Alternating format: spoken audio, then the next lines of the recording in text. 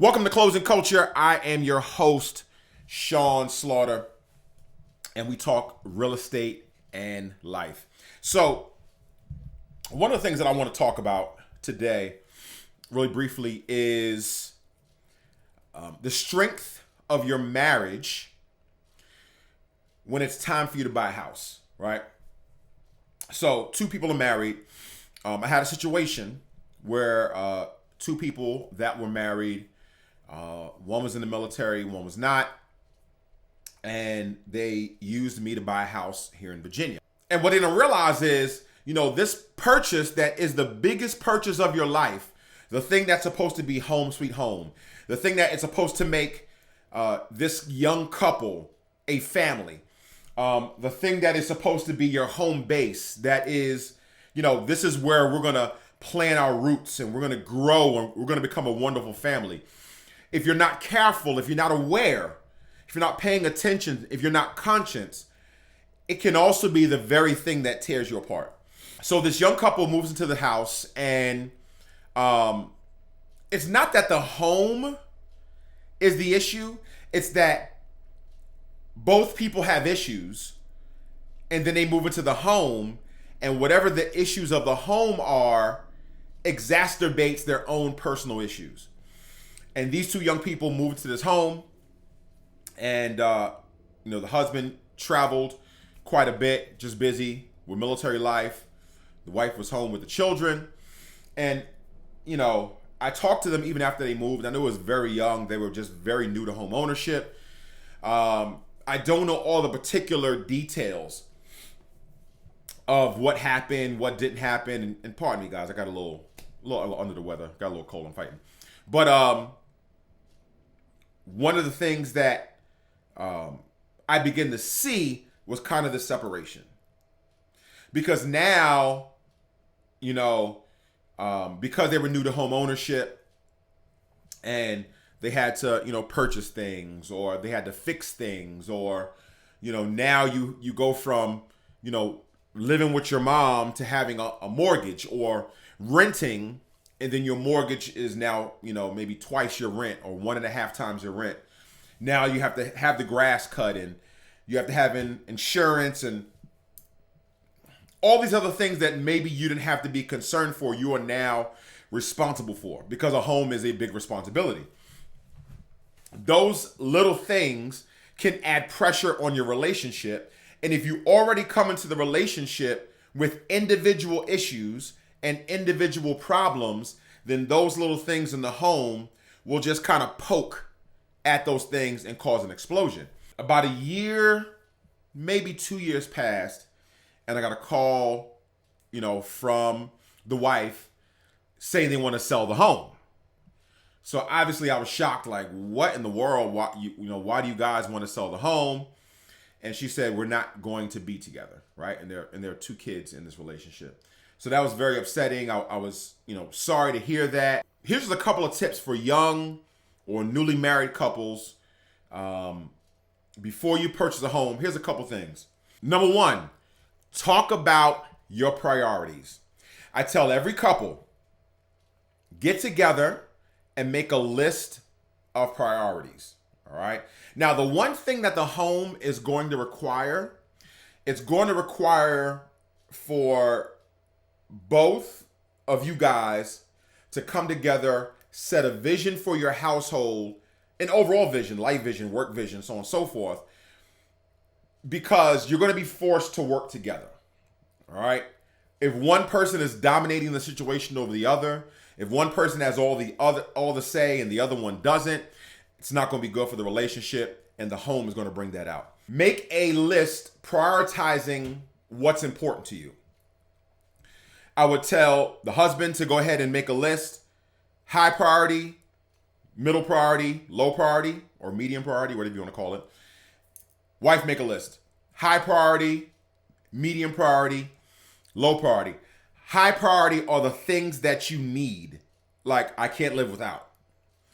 Medium priority are the things that you want but don't necessarily need. And low priority are just all wants, right? It's just, if I get it, I get it. If I don't, I don't. Then compare your lists, particularly your high priority things. If the husband says, I need a backyard or garage, is one thing I hear a lot. And the wife says, I want a large bedroom or a large living room or something like that. Now you know what you have to talk out. Because then you look at your price range, and many times, couples that are, newly married and buying their first home don't have a lot of money. And so now you have to say, okay, what is the vision for our house? Are we going to be entertaining a lot? I know that you want, a large living room, honey. Are we doing that because we're going to be entertaining a lot? What in this house is going to work for us initially? And you're going to have to work out some of those high priority things. Also realize it's your first house. So you may not get all the things that you want when it comes to the priorities.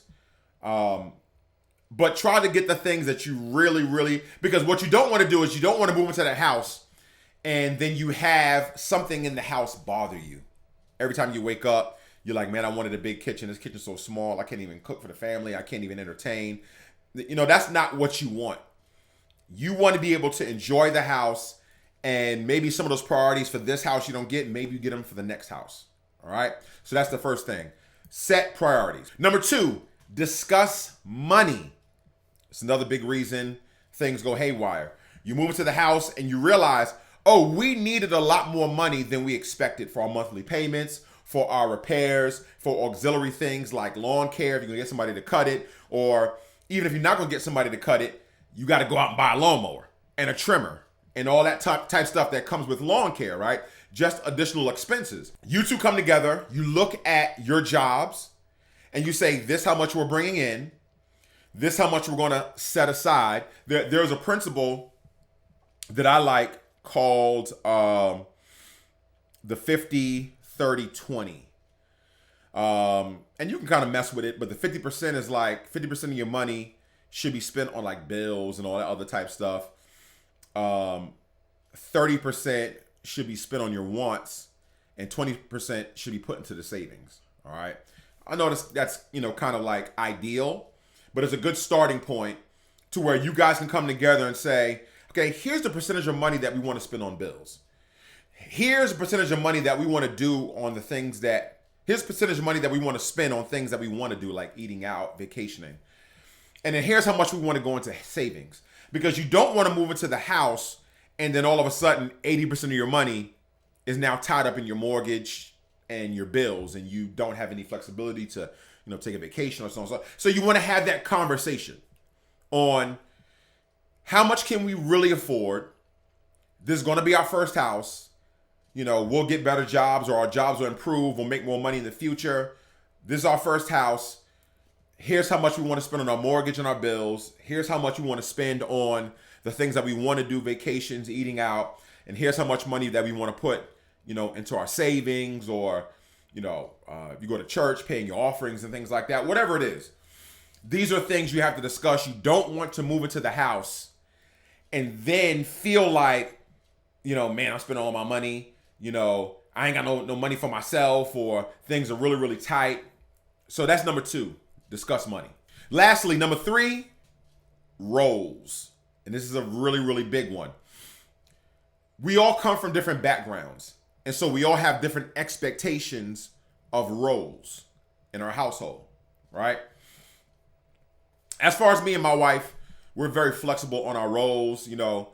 I was cooking, doing my own laundry, cleaning, by the time I went to college. And so, doing those things aren't a big thing for me. And I'm not like some like chauvinist, hyper masculine dude that feels like, the woman got to be in the kitchen. And I believe in sharing roles. And my wife believes the same thing. So that's how we do our family. I don't know what your family does. And sometimes when you're in an apartment, those things are not as evident until you get into a home. And all of a sudden, the dishes are not being washed. The living room is a trash heap.